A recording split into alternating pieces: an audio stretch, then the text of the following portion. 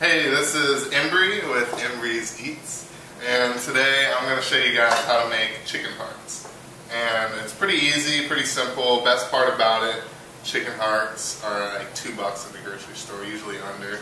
All these I got for like $1.50. And so you're going to want to go get chicken hearts, and then I use yellow onions, but you can use sweet onions, anything you want. I just like the oniony taste that yellow onions has. And then also mushrooms, any kind of mushroom. I just use the typical button mushrooms. And you're going to want to slice those if they don't come sliced. And then a skillet and butter. Also garlic if you have garlic, but I don't have any garlic today. Alright, so this is your typical chicken heart right here. And most people, when they eat chicken hearts, they don't want to eat it just like this. They want to eat it more chopped up like this, because when you cook this, it just turns into like chopped up meat, basically. And so usually I just go one cut down the side, and one cut right there. Alright, so we got our skillet nice and hot and ready to go. And usually you can measure out the amount of butter you're throwing in there, but I usually just get a stick of butter and then rub it on there until you have a nice good layer like that. Make sure every bit is kind of covered. And we're working with a lot of veggies, and so you're going to want to get, it seems like a lot of butter, but you're only going to have some in there. And then we grab all the onions that we cut up earlier, and you just shove them in there like that. You can put them in a bowl separately and then dump them in there, but usually I try and just keep all my stuff on my cutting board, so then I can just scrape it off when it needs to be added in there.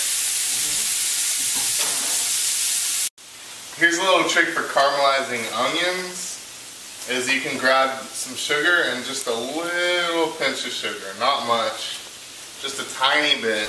It's not really that bad for you, a pinch of sugar. So I would go ahead and sacrifice the calories and throw it in there, because it really does help them caramelize and give them that nice texture that you want in caramelized onions. Threw in the butter, threw in the onions, threw in a little bit of sugar. I've got my heat. On my stove it's a little bit under 6, but usually I keep it around medium, maybe a little above medium. But on caramelizing onions you want to go low and slow. You don't want really high heat, because then you'll burn the onions instead of caramelizing them. And so we'll let that go 20 minutes, sometimes a little longer. It depends on how thin you sliced them.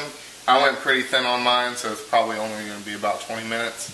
But if you make them real thick slices, it'll take a little longer to get them caramelized. So when the onions start looking like this, they start getting a little bit translucent, softer, you know, you can kind of start to mush them around like that. Then you're only going to throw in your mushrooms. This also really depends on how you like your mushrooms. If you like them really soft, then throw them in right now, because that's how I like mine. But if you like them with a little bit more texture, then you're going to wait till more when you throw in the meat. And then that'll just barely cook them. But I like mine mushy, so I'm throwing them in now.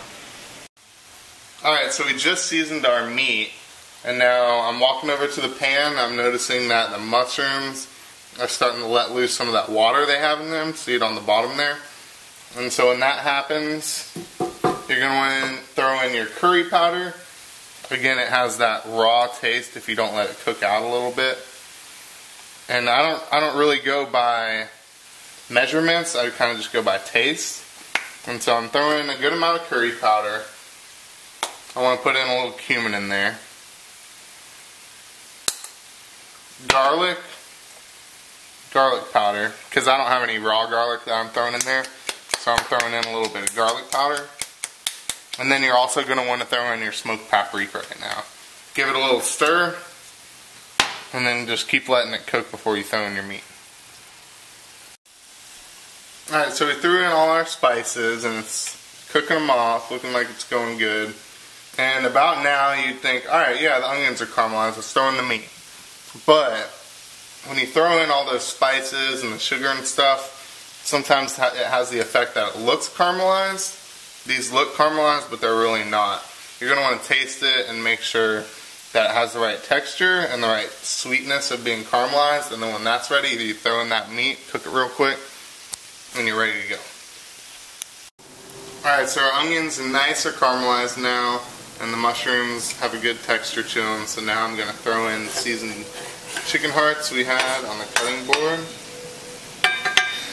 And you're going to want to cook those until they're kind of grayish color.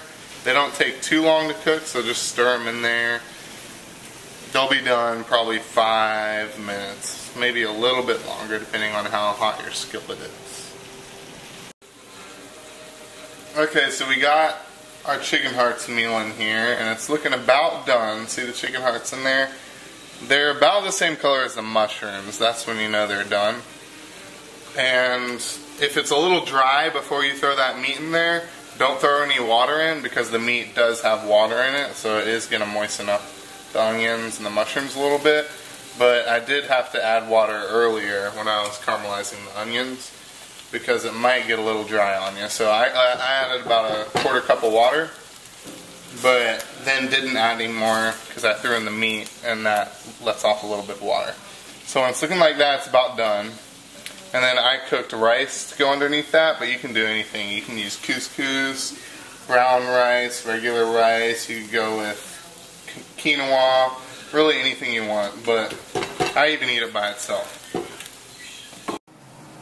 Alright, so that's our finished dish, and now we're able to dig in for dinner. And we have plenty of leftovers for lunch or dinner the next day. You can just put them in Tupperware and throw them in the fridge. Thanks for watching Embry's Eats.